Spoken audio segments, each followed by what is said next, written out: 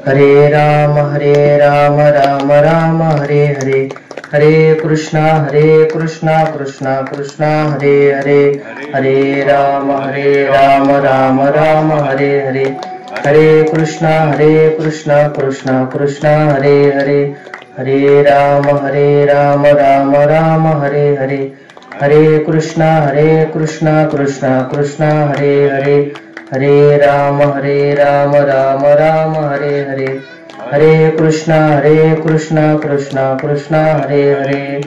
पुंडलिक वरदारी विठ्ठल श्री ज्ञानदेव तुकाराम, पंढरीनाथ भगवान की जय. माऊली ज्ञानेश्वर महाराज की जय. जगद्गुरु श्री तुकाराम महाराज की जय.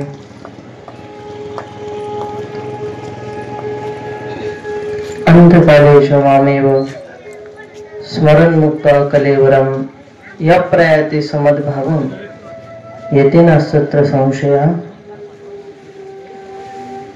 समचरण सरोजम सांद्र नीलाभदाभम जगन निहित पाणी मंडलम वंदनानम तरुण तुलसी माला कंजणम कंजनेत्रम सदैरवलासं विठ्ठलं चिंतयामि.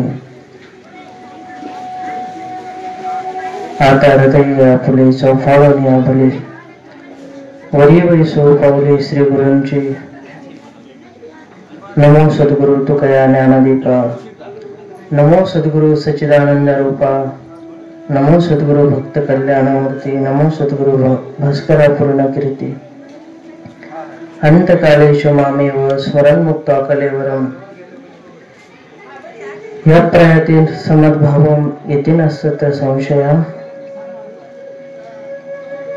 प्रस्तुत प्रवचन रूपी सेवेकरिता घेतलेला श्लोक हा श्रीमद भगवद्गीतेतील 8वा अध्याय 5व्या क्रमांकाचा श्लोक निरूपण रूपी सेवेकरिता घेतलेला आहे. प्रस्तुत श्लोकामध्ये भगवान परमात्मा स्वतः भगवान मुखातून बोलतात. अंतकालेषु मामेव स्मरण मुक्त कलेवरम यत् प्रयाति समद्भावम येते नास्तत्र संशया.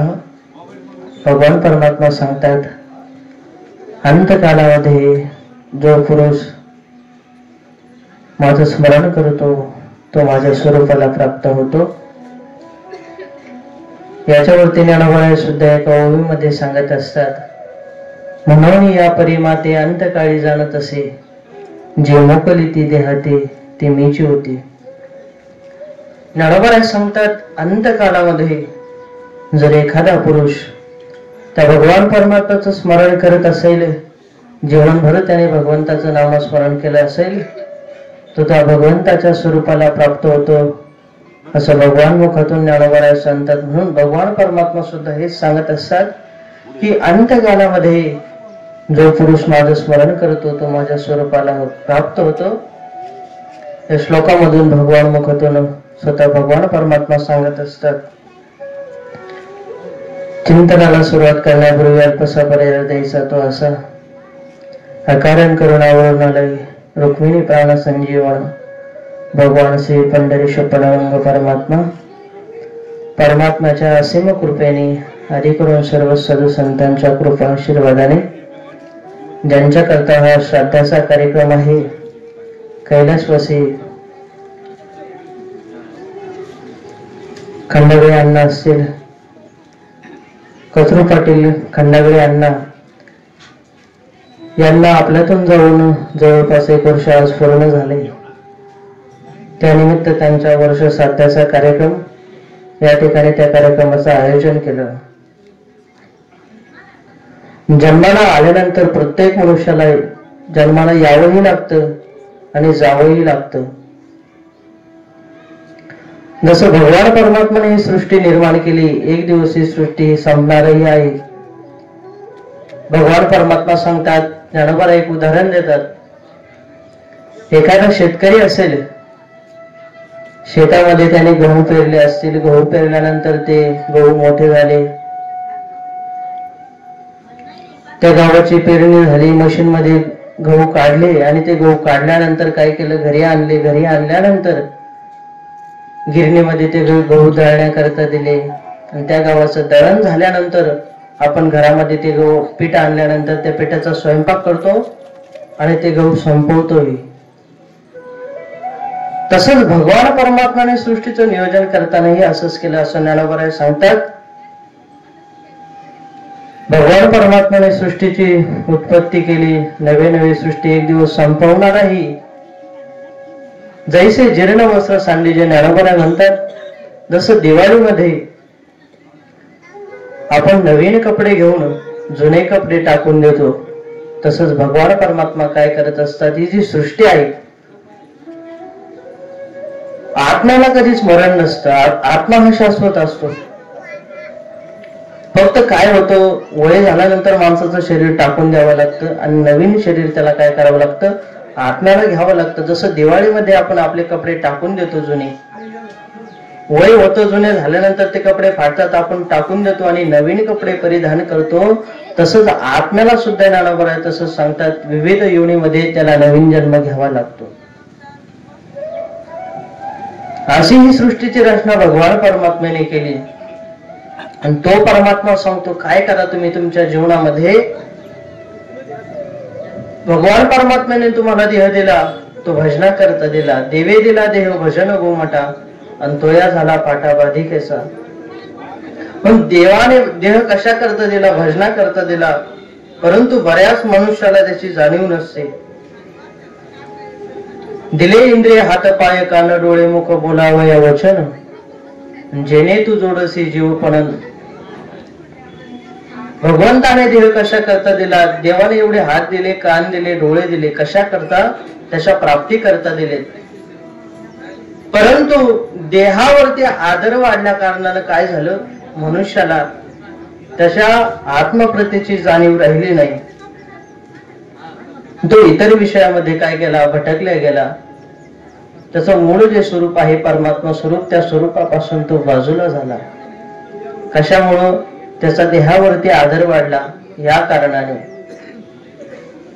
प्रत्येक मनुष्याला जर त्याच्या मरणाची जाणीव झाली तर त्याला जन्म मरणाचं दुःखाचं कधीही वाईट वाटत नाही. काय झालं, एका मनुष्याने घरात उंदीर जास्त झाले म्हणून पिंजरा आणला आणि तो पिंजरा त्याने त्याच्या घरामध्ये ठेवला.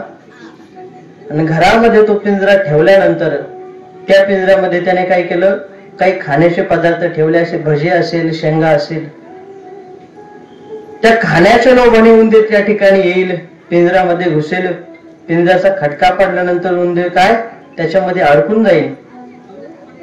याने पिंजरा ठेवला, त्या खाण्याच्या लोभाने उंदीर त्या ठिकाणी आला आणि त्या पिंजऱ्यामध्ये घुसल्यानंतर त्या पिंजऱ्याचा खटका पडला आणि त्याच्या लक्षात आलं की मी या ठिकाणी काय झालो, अडकलोय. मला वाचवण्याकरता कोणी नाही. आता जर खाण्याकरता पदार्थ ठेवले, मला सांगा तो त्या पदार्थाला तोंड लावेल का,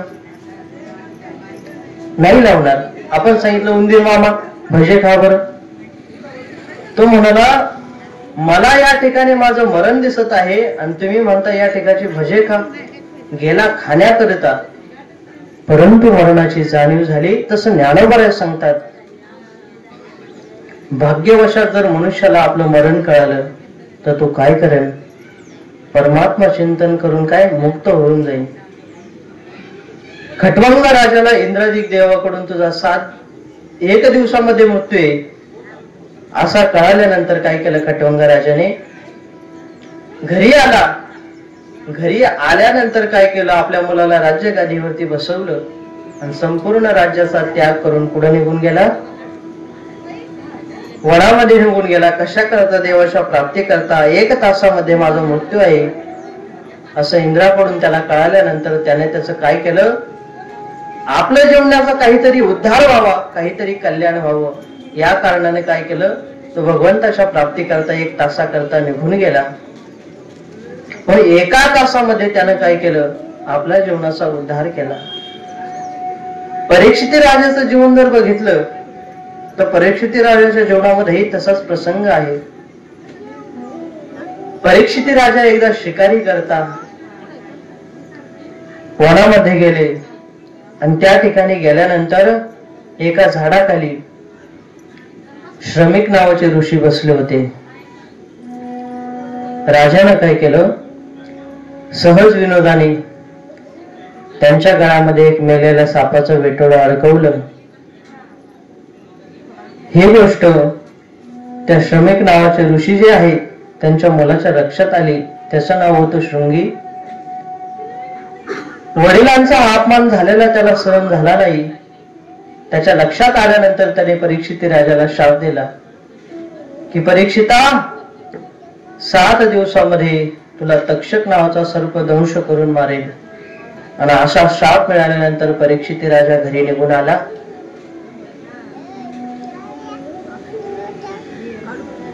श्रमिक ऋषी ध्यानस्थ बसले होते. त्यांना काही वेळानंतर जाग आली. झालेला सगळा प्रकार त्यांच्या लक्षात आला आणि आपल्या मुलालाच त्यांनी काय केला, दोष दिला. सांगितलं, मूर्ख आहेस तू, काय केलं तू परीक्षिती राजासारख्या धार्मिक राजाला तू शाप दिला.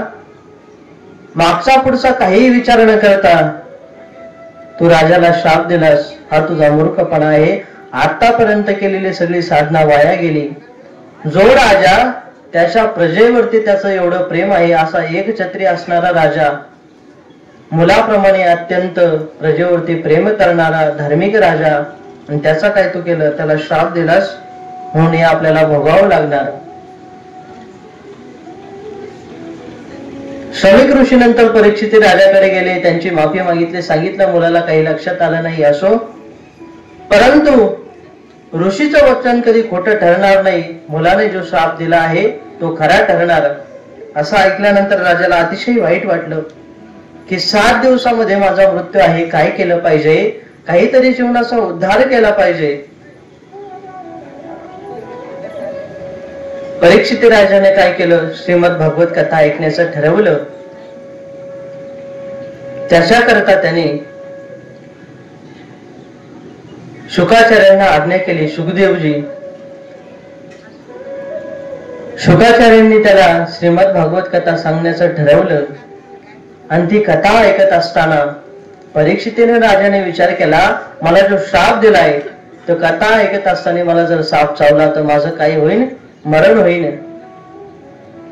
माझं मरण येण्या अगोदर मी काय केलं पाहिजे. ती कथा ऐकत असताना त्याने आपल्या बरोबर काही वैद्य जवळ ठेवले. आताच्या काळातील डॉक्टर, पण ते वैद्य त्याने जवळ ठेवले. कशा करता, त्या सापाने जर दंश केला तर ते विष उतरवण्याकरता. पण त्याने अतिशय उंच असा लोह स्तंभ तयार केला. त्याच्यावरती एक मंदिर बांधलं आणि त्या मंदिरामध्ये बसून काय करू लागला, परीक्षिती राजा श्रीमद भागवत कथा ऐकू लागला. कथा ऐकत असताना या तक्षकानं बघितलं की परीक्षिती राजा कथा ऐकतोय आणि जसं जसं कथेचे दिवस लोटत चालले तसं तसं राजाचं पाप काय कमी होत होतं. तक्षकाने विचार केला, हे यज्ञ या ठिकाणी मोडला पाहिजे. परीक्षित राजाने श्रीमद भागवत कथा पूर्ण ऐकली तर त्याचा उद्धार होईल. याला मारायचं आहे आपल्याला. त्या तक्षकानं काय केलं, एका ब्राह्मणाचं रूप धारण केलं आणि आपल्या बरोबरचे इतर काही सर्प मित्र आहेत त्यांनाही आपल्यासारखं ब्राह्मणाचं रूप दिलं. आणि ती 4-5 ब्राह्मण मंडळी त्या ठिकाणी आली. कशा करता, ते राजाचा ज्या ठिकाणी सत्संग चालू होता श्रीमद भागवत कथेचा तो मोडण्याकरता हे ब्राह्मण मंडळी त्या ठिकाणी आली. प्रधानाने बघितलं, राजाला सांगितलं, राजेसाहेब तुम्हाला भेटण्याकरता काही ब्राह्मण मंडळी आली. राजाला मोठा आनंद झाला. राजाने विचार केला की माझा भाग्याचा उदय झाला. माझ्या जीवनाच्या उद्धाराकरता मी श्रीमद भागवत कथा ऐकतोय आणि ती कथा ऐकत असताना मला संत लोकांचं, ब्राह्मण मंडळीचं दर्शन झालं. म्हणून त्याला आनंद झाला. त्या मंदिरावरती या ब्राह्मणांना येऊ देण्याची आज्ञा केली. कोणी, राजाने केली. राजाला काय माहित होतं की हे ब्राह्मण कपटी आहेत. ब्राह्मणाचा वेश घेऊन या ठिकाणी आले हे राजाला माहित नव्हतं. वर येऊ देण्याची आज्ञा केली. जवळजवळ 7 दिवस पूर्ण झाले. कथेची सांगता होत असताना कथेची सांगता झाली. शुकाचार्य अंतर्धान पावले आणि जे काही त्या ठिकाणी ब्राह्मण आले त्या ब्राह्मणाने येताना काही फळं आणली होती बरोबर, ती राजाला दिली. आणि कथा संपल्यानंतर राजाने ती फळं सगळ्यांना वाटली. आणि ती फळं वाटल्यानंतर नेमकं एक बोराचं फळ राजाच्या हातामध्ये राहिलं. त्या ब्राह्मणाने ते फळ खाण्याकरता राजाला फार आग्रह केला. राजाने ते फळ फोडताच त्या फळातून एक लाल आळी बाहेर आली छोटीशी, आणि विशाल असं सापाचं रूप त्या आळीने धारण केलं आणि राजाच्या मानेला दंश केला. राजा तिथल्या तिथे भस्म झाला. सगळी बातमी ही हस्तिनापूरला पोहोचली. त्यावेळेस संपूर्ण वार्ता कळाल्यानंतर प्रजेला अतिशय वाईट वाटलं. एवढा प्रेम करणारा राजा, त्याला सुद्धा असं मरण यावं याच्याकरता प्रजा शोक निर्माण करू लागली. आणि ही शोक वार्ता ज्या वेळेस परीक्षित राजाचा मुलगा जन्मेजय राजा, याला ही वार्ता ऐकल्यानंतर एवढा दुःख झालं. आपल्या वडिलांची ही अवस्था त्याला बघवली नाही. वस्त्राने तोंड गुंडाळून तो रडू लागला. आणि रडता रडता त्याने ठरवलं, त्याने प्रतिज्ञा केली की काय करेन मी, संपूर्ण काय या सर्पकुळाचा नाश करेल अशी त्याने प्रतिज्ञा केली. आणि त्याच्याकरता त्याने सर्पयज्ञ करण्याचं ठरवलं. त्या यज्ञाकरता मोठे मोठे ब्राह्मण बोलवले, उत्तम ऋषी सारखे. यज्ञाची सगळी सिद्धता केली. यज्ञाला प्रारंभ झाला. आणि त्या सर्पयज्ञामध्ये मंत्र म्हणत असताना त्या मंत्राच्या सामर्थ्याने काय होऊ लागलं, मोठे मोठे सर्प त्या यज्ञामध्ये येऊन पडून भस्म होऊ लागले. नंतर जन्मेजय राजाने आपल्या वडिलांना ज्यांनी मारलं तक्षक, त्या तक्षकाला आणण्याकरता जन्मेजय राजा काही करू लागला.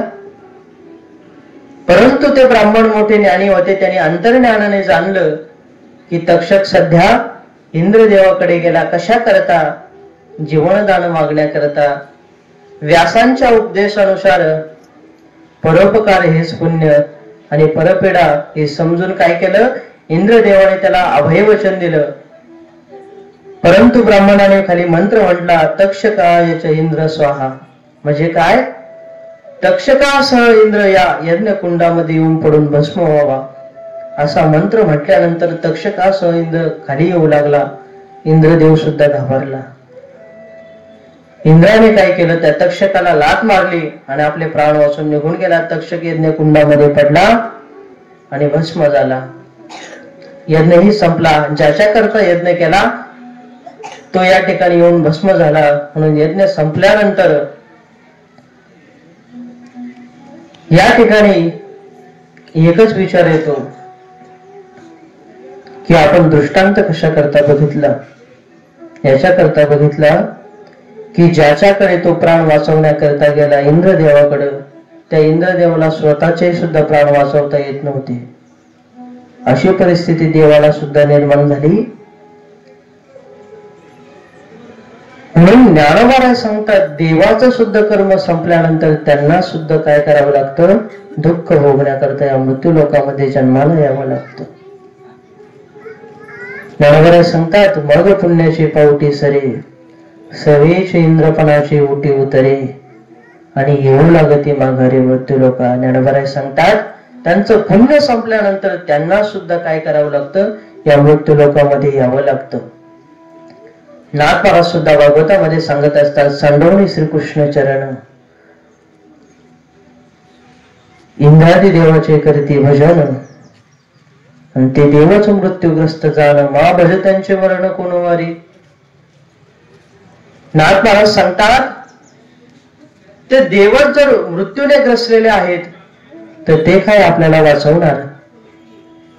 त्यांचं सुद्धा पुण्य संपल्यानंतर त्यांना सुद्धा मृत्यू लोकांमध्ये येऊन हे दुःख भोगावं लागत असेल तर आपल्यासारख्याचा विषय कुठे घ्यायचा. बरोबर पुढेही वर्णन करतात, कैसे थोडी विषय माळ पाहिपा, तो सृष्टी विजेचा साठोपा, परी पुनरावृत्तीच्या मापा शेग झाला. ज्ञानोबा सांगतात, ज्यानं सृष्टी निर्माण केली असा असणारा ब्रह्मदेव, याला सुद्धा दुःख भोगावं लागतं. तुकोबाराय सांगतात, ब्रह्मादिक पदे दुःखाची शिराणी, तेत धनी चित्त जडो देसी, त्यांना सुद्धा दुःख भोगावं लागतं. संपूर्ण विश्वाचा चालक मालक असा असणारा परमात्मा, त्या परमात्म्याची सेवा ज्याला मिळाली, ज्याला त्याचा पलंग होण्याचा मान मिळाला, तो शेष भगवान. त्याचं वर्णन ज्ञानोबा करतात, तोही अथुना तळवटी दडे, ही नेतू नेतू म्हणून गवडे, येत सनकाधिक वेळे पिसे झाले. त्याला सुद्धा देवाचा गुण वर्णन करत असताना काय शब्द फुटले नाही. शेषसुती प्रवर्तला जीवा चरुणी पलंग झाला, पण देवाचं गुण वर्णन करत असताना शेषाला सुद्धा काय बोलता आलं नाही. त्याचा एका जीवेच्या 1000 जीवा झाल्या, परंतु देवाचं गुण वर्णन त्याला सुद्धा करता आलं नाही. त्याला सुद्धा दुःख भोगावं लागतं, ब्रह्मदेवाला दुःख भोगावं लागतं.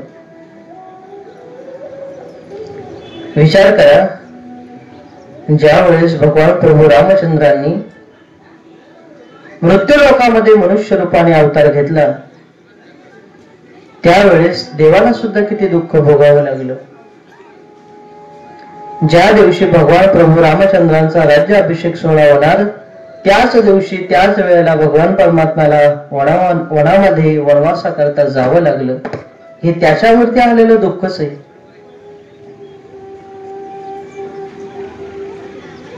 ज्या दशरथ राजाच्या पोटी देवाने जन्म घ्यावा अशा असणारा दशरथ राजा, भगवान प्रभू रामचंद्रांचे वडील. दशरथ राजाला ही 4 मुलं होती, भगवान प्रभू रामचंद्र, लक्ष्मण भैया, भरत, शत्रुघ्न. परंतु अंतकाळामध्ये अशी अवस्था निर्माण झाली, पाणी पाजण्याकरता एकही मुलगा जवळ नाही. भरत आणि शत्रुघ्न मामाच्या गावाला निघून गेले. येण्याकरता पूर्वीच्या काळामध्ये फार वेळ लागायचा. महिने भेटण्याकरता सुद्धा येता येत नव्हतं. आणि प्रभू रामचंद्र आणि लक्ष्मण भैया वनामध्ये निघून गेले. जवळ कोणीही नाही. आणि मरण काळ जवळ आला, पाणी पाजण्याकरता सुद्धा कोणी नाही. जिथं देवाच्या बापाची ही अवस्था झाली, मला सांगा आपल्या पप्पाचा हिशोब पुढे लावायचा. कर्म हे कोणाला चुकत नाही. ज्ञानोबा सांगतात कर्माची गती गहन आहे. देवाला जर दया आली तर देव कर्मभोगामध्ये देव मदत करतो. परंतु देवाने जर आपल्यावरती कृपा केली ना, तर आपलं कर्म संपून जातं. ज्ञानोबा सांगतात कर्माशी शंभू आणि आपण किती पळशी कर्म भोग. म्हणून आपण आपल्या जीवनामध्ये काय केलं पाहिजे, जीवनभर त्या भगवंताचं नामस्मरण केलं पाहिजे. तरच काय होईल, अंतकालामध्ये ज्यावेळेस आपला अंतकाळ जवळ येईल, त्याच वेळेस आपल्या भगवान परमात्म्याचं नाम आपल्या मुखामध्ये असेल. याशा करता पूर्ण जीवन समर्पित करावं लागतं. नाही तर अन्यथा अंतकाळामध्ये भगवान परमात्म्याचं नाम आपल्या मुखामध्ये येणार नाही. त्याच्याकरता जीवनामध्ये संत संगती ही महत्वाची आहे. आजा वेळेने त्याच्या जीवनामध्ये किती पाप केलं होतं, परंतु 2 मिनिटाकरता संतांची संगती घडली. संतांनी सांगितलं की जीवनामध्ये एवढं पाप केलं, परंतु जाता जाता एक पुण्याचं काम कर. तुला मुलगा झाल्यानंतर त्याचं नाव काय ठेव, नारायण नाव ठेव. 5 मिनिटाकरता संतांची संगती झाली, आपल्या मुलाचं नाव नारायण ठेवलं. ज्या वेळेस अंतकाळ जवळ आला, त्यावेळेस आपल्या मुलाला हाका मारली नारायणा. नाशी हाक मारल्यानंतर देवाला सुद्धा विमान घेऊन त्याला घेण्याकरता यावं. मुलाचं नाव ठेवलं नारायण, भगवंताला हाक मारली याच्या कारणाने नाही. जीवनामध्ये फक्त 5 मिनिटांकरता संतांचं दर्शन झालं आणि देव सुद्धा विमानामध्ये बसून त्याला घेण्याकरता आले. कशाचा परिणाम, संतांच्या दर्शनाचा परिणाम. ज्ञानोबा सांगतात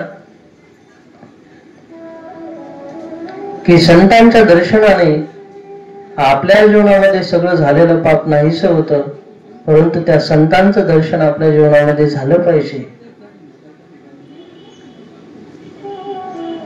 बहुधा आपण ज्या संतांचं दर्शन घेतो, ज्यांना जीवनामध्ये आपण आपलं सर्वस्व मानतो, त्यांच्याकडे बघून आपण जीवन जगण्याचा प्रयत्न करतो. त्यांचं जीवन चरित्र आपण अगोदर बघायला पाहिजे.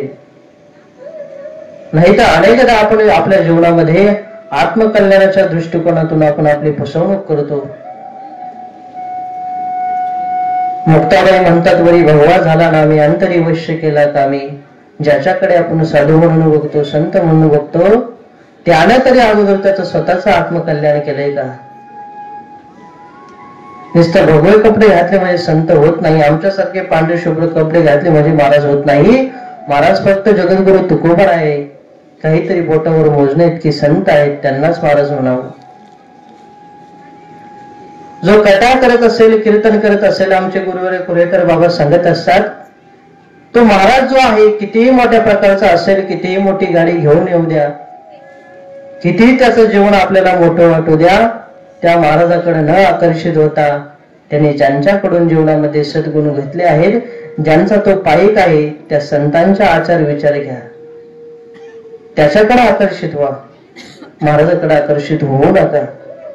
ज्यांचे विचार त्याच्या ठिकाणी आहे त्या विचारांशी तुम्ही एकरूप व्हा, असं गुरुवारी आम्हाला पाठामध्ये सांगत असतात. म्हणून सांगायचा मुद्दा हाच की जीवनामध्ये खऱ्या संतांची ही वेळ झाली पाहिजे. भगवान परमात्मा पर्यंत जायचंय, ते स्वरूप आपल्याला प्राप्तच आहे, परंतु त्याची जाणीव प्रत्येक मनुष्य विसरला. साधं उदाहरण आहे, नदीचं जर आपण जीवन बघितलं तर तिचा उगम कुठून झाला? समुद्रापासून झाला. तिला जायचंय कुठे? शेवटी समुद्रापर्यंत जायचं, त्याच्या स्वरूपामध्ये मिळायचंय, तिला स्वरूपापर्यंत जायचंय. मग तिच्या जीवनामध्ये तिला ओढे लागतील, नाले लागतील, गटार सुद्धा काही लोक नदीमध्ये सोडतात. अतिशय कठीण प्रसंग तिच्या जीवनामध्ये आले तरी सुद्धा चढ उतार घेत घेत घेत तिच्या स्वरूपापर्यंत नदी जात असते. उगम सुद्धा समुद्रापासूनच आहे आणि शेवट तिचा समुद्रापर्यंत आहे. तसंच शास्त्रकारांनी, साधू संतांनी काय सांगितलंय? आपल्या स्वरूपाची उत्पत्ती जी आहे ती भगवान परमात्म्यापासून आहे आणि शेवटी आपल्याला त्या स्वरूपापर्यंत जायचंय. मग जीवनामध्ये अतिशय खडतर परिस्थिती निर्माण होईल, सगळे प्रसंग जीवनामध्ये येतील, सगळ्या गोष्टी काय आपल्याला बारकाईने बघत बघत एक दिवशी आपल्या स्वरूपापर्यंत जायचंय. काही साधू संत या जन्मामध्ये त्या स्वरूपापर्यंत गेले. आपल्याला काहीतरी अनेक जन्म लागतील, परंतु एक ना एक दिवस प्रत्येकाला त्या स्वरूपापर्यंत काय जायचं आहे. हा जीवनाचा नियम आहे जो शास्त्रकाराने सांगितला. आणि अशा करता काय केलं पाहिजे? जीवनभर भगवंताचं काय केलं पाहिजे? नामस्मरण केलं पाहिजे. जर जीवनभर नामस्मरण केलं, तेच नामस्मरण काय होतं? आपल्याला अंतकाळामध्ये काम येत असतं. भीष्माचार्यांनी काय केलं? जीवनामध्ये एवढं भगवंताचं नामस्मरण केलं, मरण सुद्धा त्यांच्या हातात होतं, एवढी ताकद त्यांच्या ठिकाणी होती. परंतु देवाला सुद्धा प्रार्थना केली, देवा ज्या वेळेस माझा मरण काळ जवळ येईल त्या दिवशी तू माझ्या जवळ उभा असायला हवं आणि त्या दिवशी तुझे स्मित हास्य माझ्या नेत्रकमलांनी मी बघावं आणि त्या दिवशी काय करेन? मी माझा प्राण सोडेल. असं मग भीष्माचार्यांनी कोणाकडे प्रार्थना केली? भगवंताकडे प्रार्थना केली. इतना तू करणा स्वामी जब प्राणत नसे निकली, गोविंद नामले के प्राणत नसे निकले. अशी प्रार्थना भीष्माचार्यांनी भगवान परमात्माकडे केली. तशी प्रार्थना आपण आपल्या जीवनामध्ये केली पाहिजे. आताच्या धावपळीच्या युगामध्ये प्रत्येकाला सगळ्या काही गोष्टी शक्य होत नाही, भगवंताचं नामस्मरण घडत नाही. परंतु ज्या ज्या वेळेस आपल्याला निवांत वेळ भेटेल त्या त्या वेळेस आपण देवाचं स्मरण केलं पाहिजे. ते स्मरण करत असताना आपण विचार करू की आपण देवाचं नामस्मरण किती केलं. प्रत्येकाने आपल्याविषयी प्रामाणिक असलं पाहिजे. बाकीच्या लोकांना माहित असो न माहित याच्याशी आपल्याला घेण्यात येणार नाही, परंतु आपण आपल्या जीवनामध्ये ज्या भगवान परमात्म्याने आपल्याला जन्माला घातलं त्याच्याविषयी आपल्याला किती प्रेम आहे, त्याच्याविषयी किती श्रद्धा आहे ही आपल्यालाच माहित असली पाहिजे. हे सांगण्याकरता आपल्याला गरज नाही, त्याच्याकरता आपण त्या भगवान परमात्म्याशी किती एकनिष्ठ आहोत, त्याचं किती नामस्मरण घेतो हे फक्त आपल्याला माहित असतं. प्रत्येकानं आपल्या आत्मस्वरूपाचं काय केलं पाहिजे? परीक्षण केलं पाहिजे किंवा आत्मचिंतन केलं पाहिजे की आपल्याला जीवनामध्ये काय करायचंय. कर्म हे कोणाला चुकत नाही, हे देवाला सुद्धा भोगावं लागतं. हे माहित असून सुद्धा मनुष्य कर्म करत असतो. कर्म कोण करत नाही मला सांगा? इतर पशुपक्षी कर्म करतात, आपणही कर्म करतो. आता मी या ठिकाणी बसलोय प्रवचना करता, ज्ञानोबरांची ओवी घेतली, याच्यावरती निरूपण करतोय, हे सुद्धा कर्म झालं. आणि तुम्ही श्रोतेजन सगळे समोर बसून ऐकता, हे सुद्धा कर्मच झालं. आणि ह्या वेळेला सकाळपासून उठल्यापासून ज्याचा दिवस चालू झाला पिण्याकरता, ते सुद्धा कर्मच आहे. परंतु ते आपण ठरवायचं आपलं कर्म कसं करायचं. कर्म हे विहित करायचं का शुद्ध करायचं. कर्म हे प्रत्येकाला करावं लागतं. बोलणे सुद्धा ही क्रिया आहे. हा मंडप ज्यांनी बांधला ते त्यांचं कर्म आहे. या ठिकाणी आपण आलो हे आपलं कर्म आहे. नवी नवी गाडी चालवतो आपण, जी काही क्रिया करत असेल ते सगळं कर्म आहे. परंतु हे सगळं कर्म करत असताना आपण एकच विचार केला पाहिजे की मी या ठिकाणी प्रवचन करतोय हे त्याच्या करता करतोय. तुम्ही जे श्रवण करताय हे त्या परमात्मा करता करताय. ज्या साधू संतांचे विचार आहे ते त्यांचे विचार ऐकताय, माझे नाही. किंवा जीवनामध्ये आपण जे काही ठरवलं असेल की मला ह्या स्वप्नापर्यंत पोहोचायचं, ही गोष्ट मला जीवनामध्ये करायची, परंतु अगोदर त्याला ती अर्पण केली पाहिजे आणि मग आपण ते सेवन केलं पाहिजे. कुठलंही कर्म करा, ते कर्म फक्त भगवंताच्या चरणी अर्पण करा किंवा त्याच्याशी समरूप करा, तरच ते आपल्याला कर्माची काय होईल, फलश्रुती प्राप्त होईल. मग कर्म करत असताना ते शुद्ध प्रकारचं आहे की नाही याची अगोदर आपल्याला जाणीव असली पाहिजे. मग प्रत्येक हे कर्म हे प्रत्येक मनुष्य कर्म करत असतो, पण ते चांगलं आहे की वाईट आहे या परिणामाचा तो कधी विचार करत नाही. मग कर्म करत असताना जीवनामध्ये एवढी चांगली कर्म करावी. फारच उपास तापास, फारच देवपूजा, सगळ्या संतांचं दर्शन, देवाचं दर्शन, अनेक तीर्थयात्रा सगळं करा, परंतु व्यवहारामध्ये जीवनामध्ये आपण कसं वागतोय हे जास्त महत्वाचं आहे.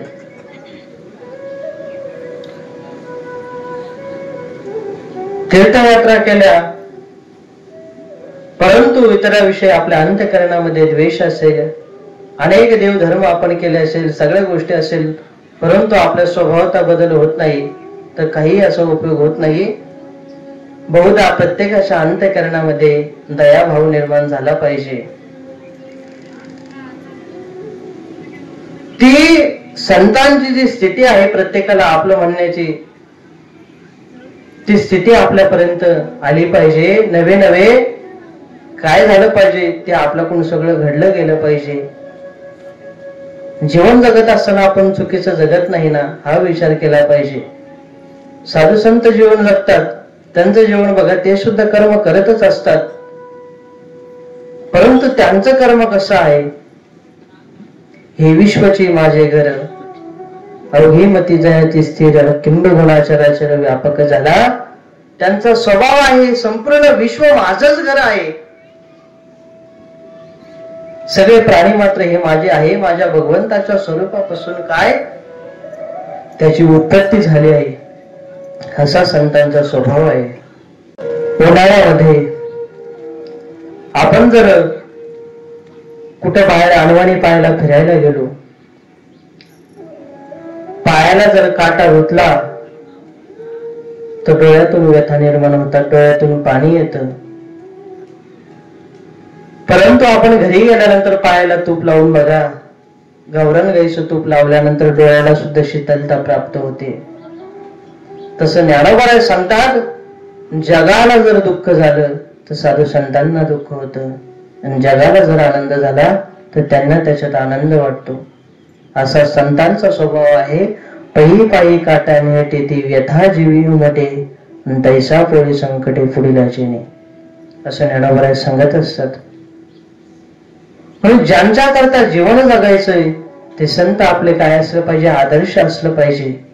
आणि आपण ठरवायचं की आपल्या जीवनामध्ये आपले आदर्श कोण आहेत, कोणाकडेही आकर्षित न होता जे ब्रह्मनिष्ठ आहे, जे श्रोत्रिय आहे, जे कृपाळू आहे, त्यांच्याकरते आपण आकर्षित झालं पाहिजे.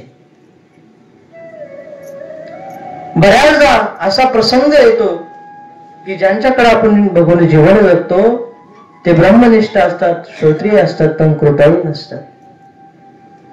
काही काही कृपाळू असतात, श्रोत्रिय असतात, परंतु ब्रह्मनिष्ठ नसतात. याचे प्रकार आमच्या गुरुवर्य पाठामध्ये सांगत असतात. म्हणून हे तिन्ही गुण ज्यांच्या ठिकाणी आहे ते खरे संत आहेत आणि तेच खरे सद्गुरू आहेत, जे ब्रह्मनिष्ठ आहेत, जे कृपाळू आहे, जे श्रोत्रिय आहे, असे असणारे सद्गुरू आपल्या जीवनामध्ये असले पाहिजे. याचं जिवंत उदाहरण घ्यायचं असेल तर आपले पूजनीय सद्गुरू देवगुरुजी बाबा. म्हणून आपण आपल्या जीवनामध्ये आपण ठरवायचं आपले आदर्श कोण आहेत, त्यांच्याकडे बघून काय केलं पाहिजे, आपण आपलं जीवन जगलं पाहिजे. जन्म मरणाचं दुःख हे कोणाला चुकत नाही, प्रत्येकाला येतं महाराज.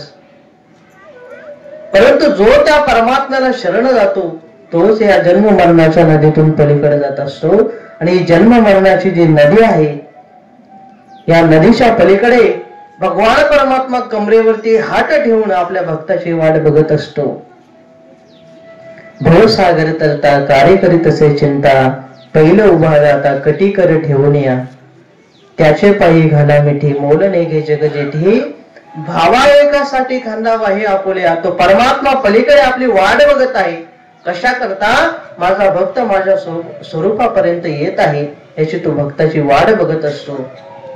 आणि त्या भगवंतापर्यंत या जन्म मरणाच्या नदीतून घेऊन जाण्याचं काम हे संत करत असतात. संत रूपी नाव आपल्याला या जन्म मरणाच्या नदीतून पलीकडे सुखरूप भगवंतापर्यंत घेऊन जात असते.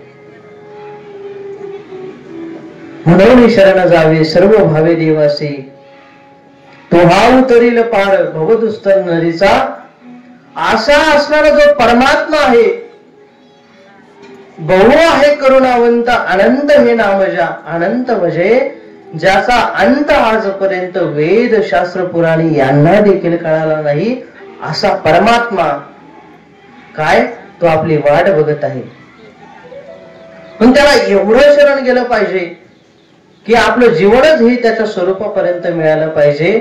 जो मज होय अनन्य शरण, त्याचे निवारी मी जन्म मरण, आणि याला बी शरणागत शरण्य मीची एकू, असं भगवान मुखातून ज्ञानोबा सांगत असतात.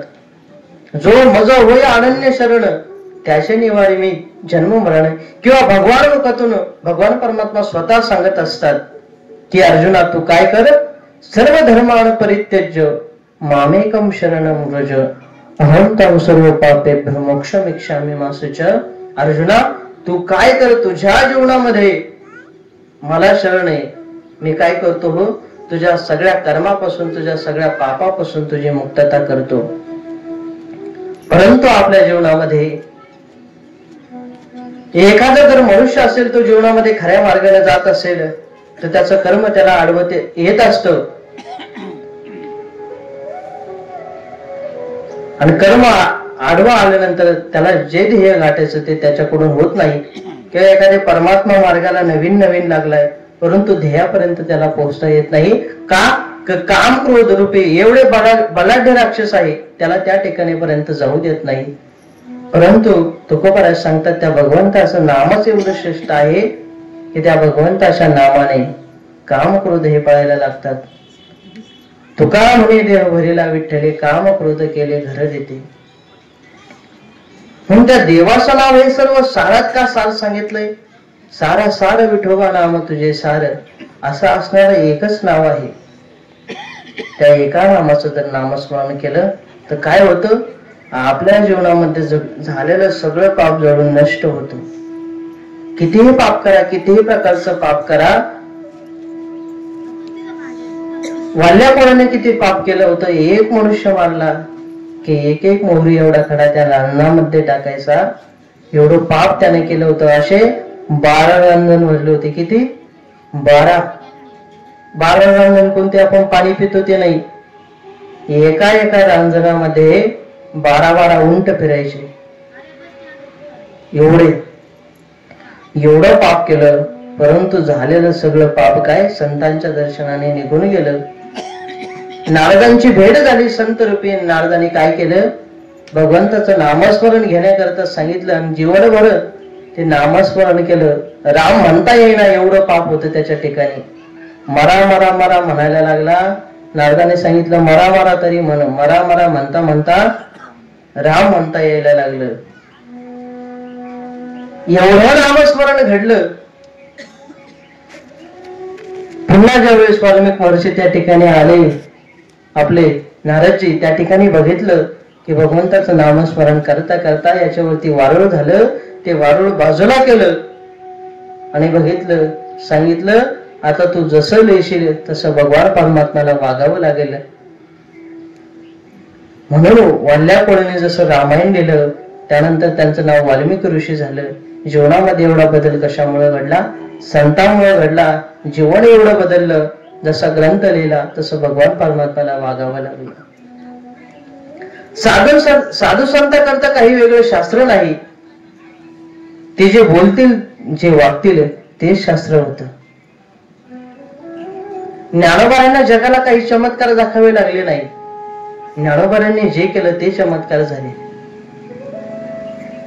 रेड्यामुखी ज्ञानोबांनी वेद बोलवला. नवे नवे महाविष्णूचा अवतार सखा माझा ज्ञानेश्वर. ज्ञानोबांचं जीवन चरित्र जर बघितलं, भगवान विष्णूचा अवतार, परंतु या मृत्यू लोकांमध्ये संत रूपी जन्म घेतल्यानंतर ज्ञानोबांनी विश्वाकर्ता काय केलं? जय खणांची व्यंकटी सांडो.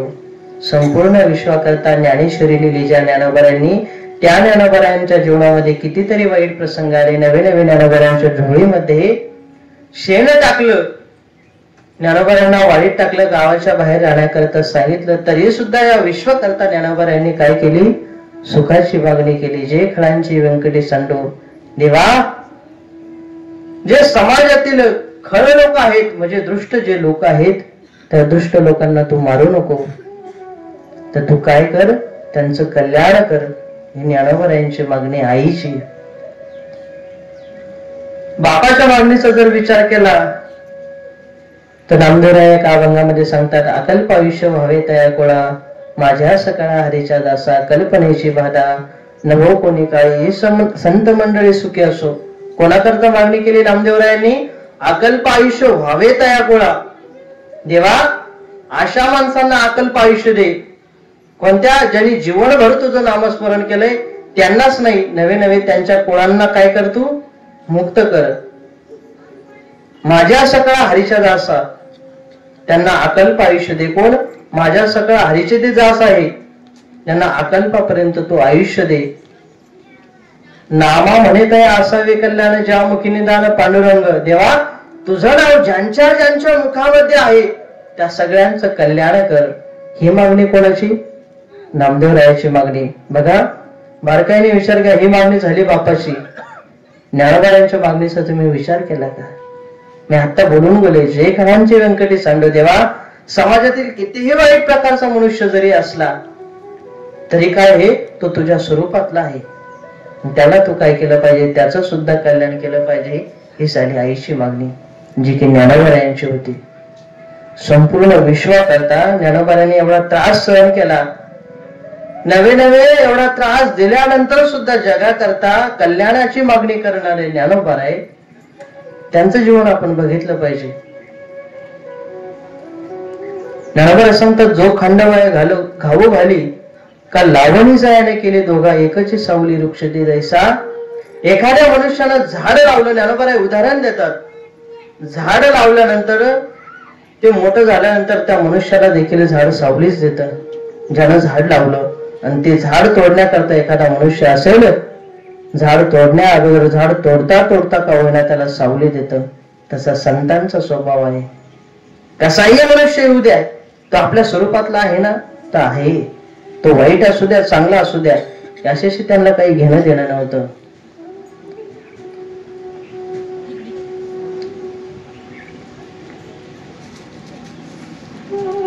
याच्याशी जरा संबंधित एक राजा होता. त्या राजाने काय केलं? शिकारी करता जंगलामध्ये गेल्यानंतर त्या ठिकाणी एक ऋषी एका विहिरीमध्ये पडलेले होते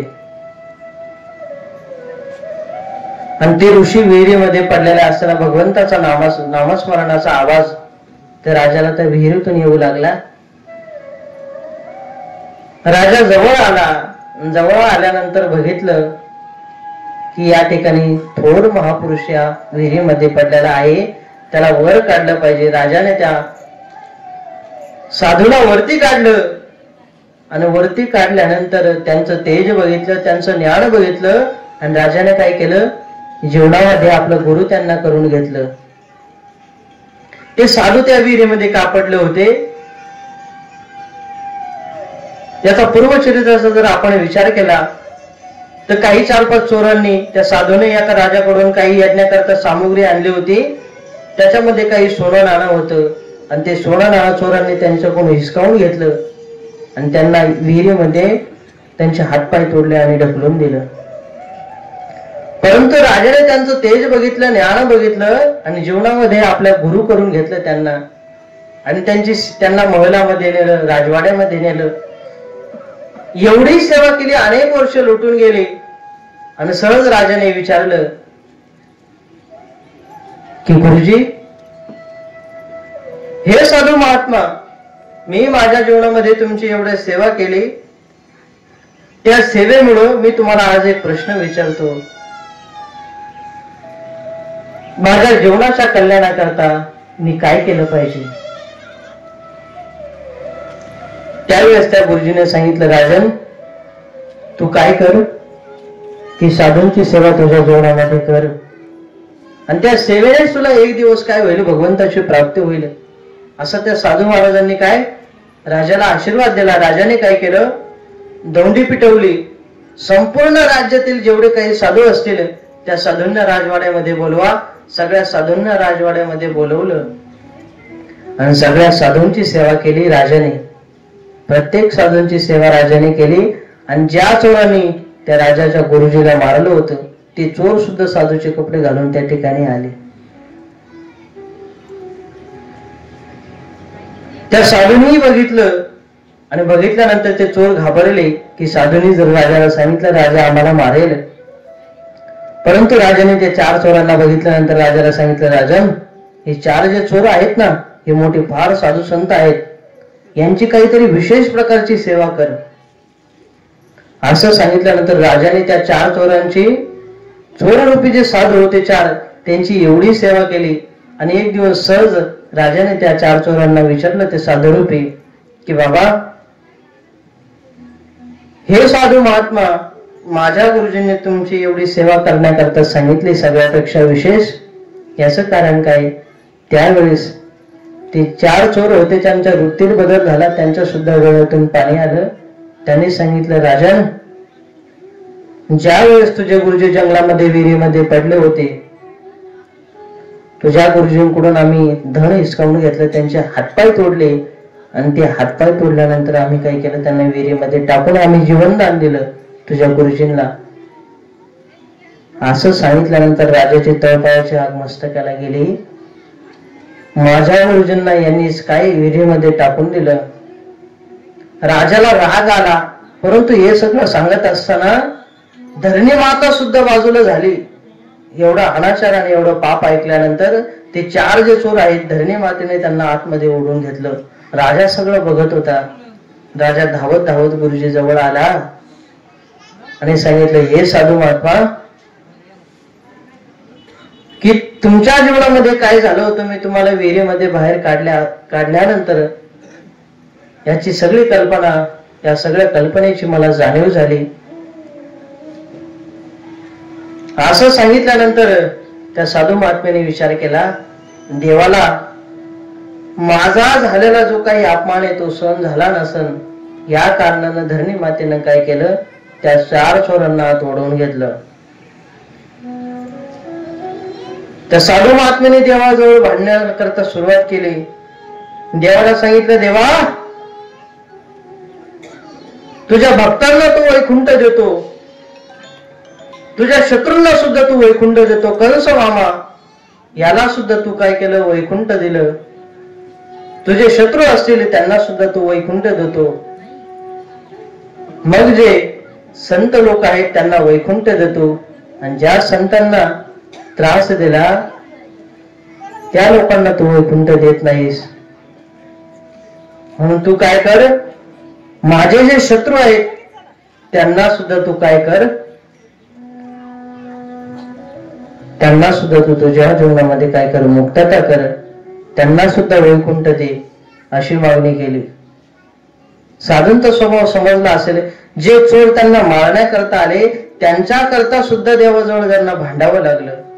असे जे संत आहेत, अशा खऱ्या संतांची भेट जर आपल्या जीवनामध्ये झाली ना, तर आज जरी मरण आलं तरी काही वाईट वाटत नाही. परंतु जीवनामध्ये अशा व्यक्तींची भेटणे फार गरज आहे. परंतु प्रत्येकाला हे लाभत नाही.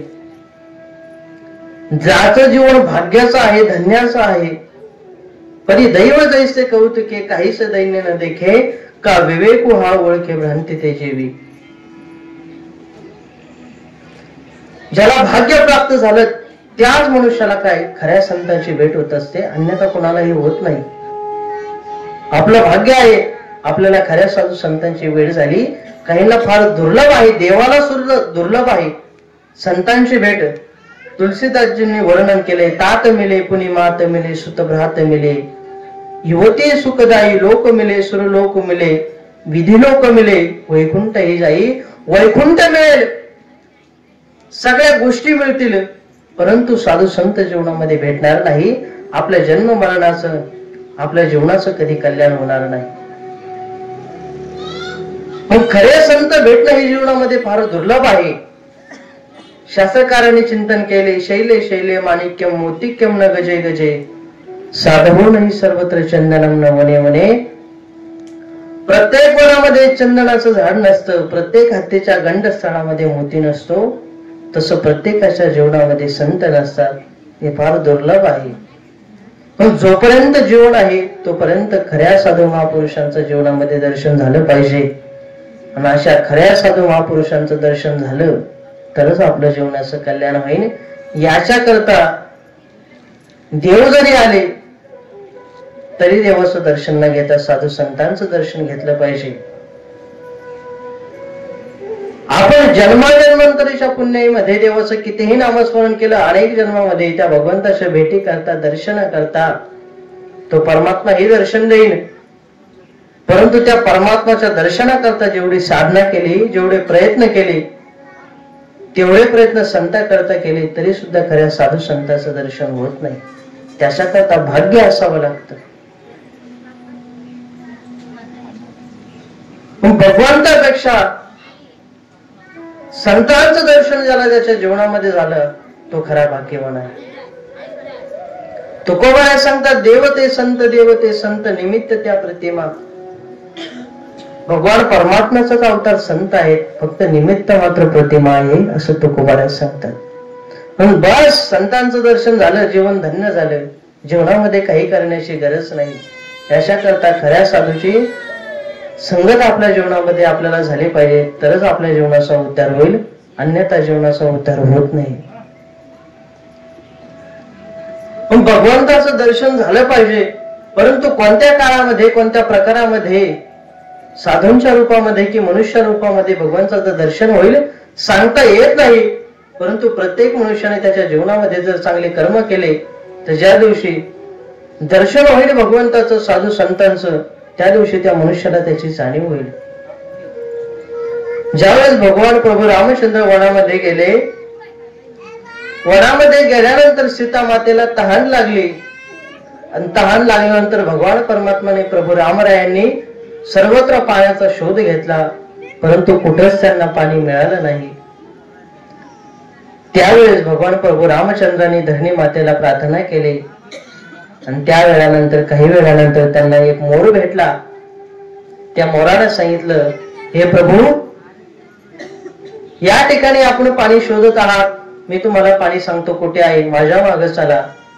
असं सांगितल्यानंतर देव त्या मोरामध्ये जायला लागले, परंतु पक्षी असल्या कारणानं मोर हवेमध्ये उडायला लागलं. मोराने सांगितलं, प्रभू काय करा, मी कोणत्या रस्त्याने जाईल तुम्हाला सांगता येत नाही, परंतु मी ज्या रस्त्याने जाईन ना त्या रस्त्याने तुम्हाला तो रस्ता करण्याकरता माझ्या काय करेन, पंखाचा एक एक पीस खाली टाकून देईन, मोर पीस.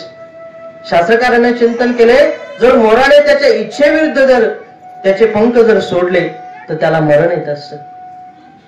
त्याच्या इच्छेविरुद्ध त्याने पंख काढले आणि ते एक एक पंख सोडत त्या पाण्यापर्यंत देवाला पोहोचवलं. ते पाणी घेतलं, सीता मातेला भगवंताने ते पाणी पाजलं आणि ते पाणी पाजल्यानंतर जो मोर होता त्याचे सगळे पिस गळून गेले.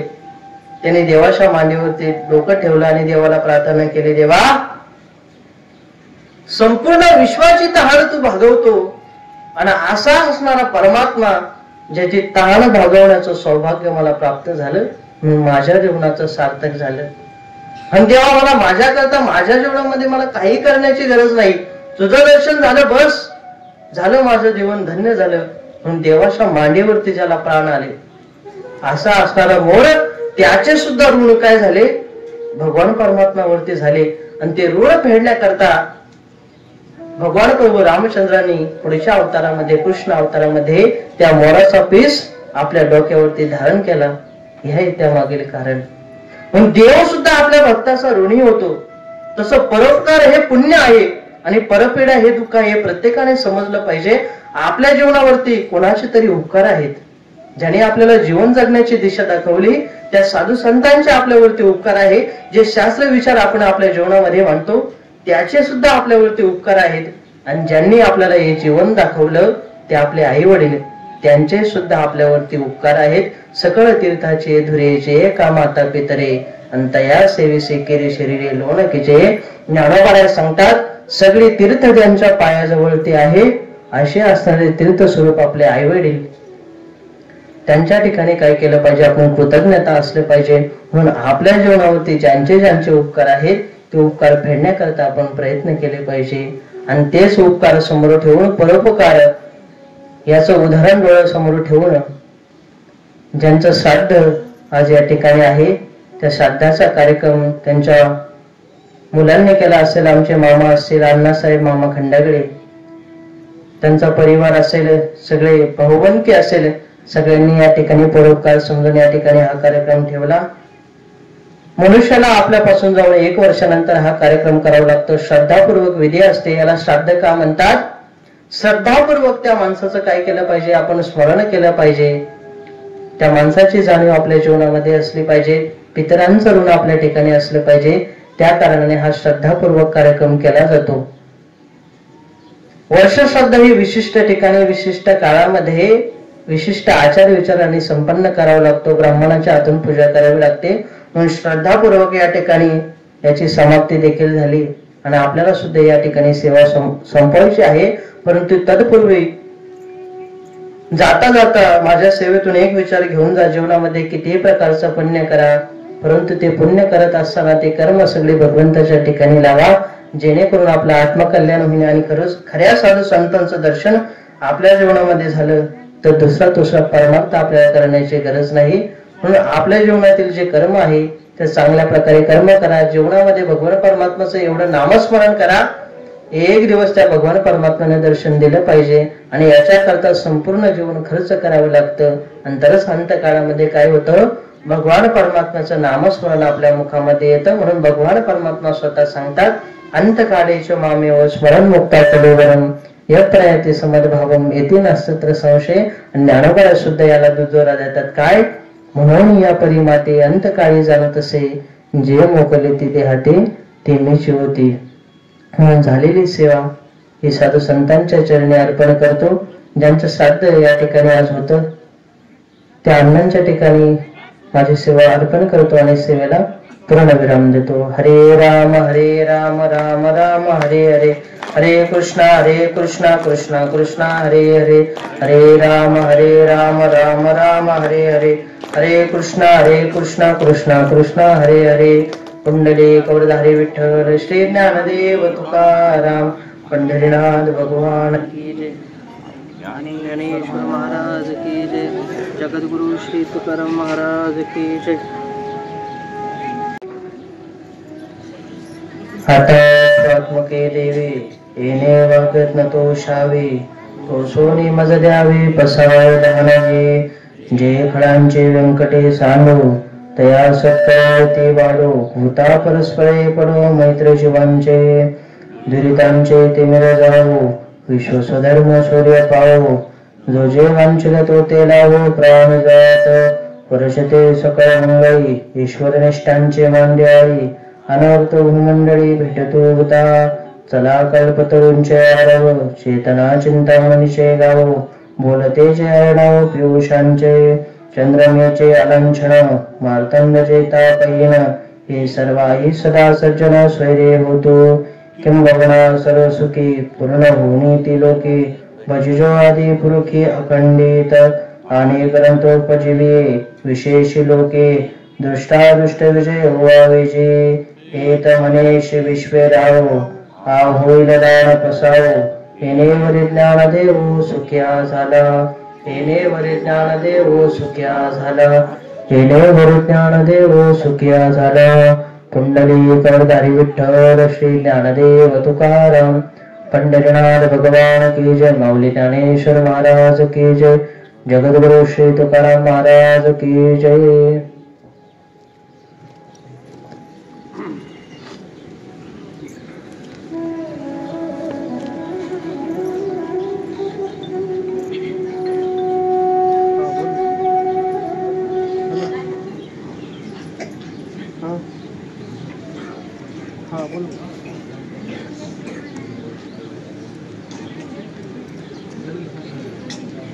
Good.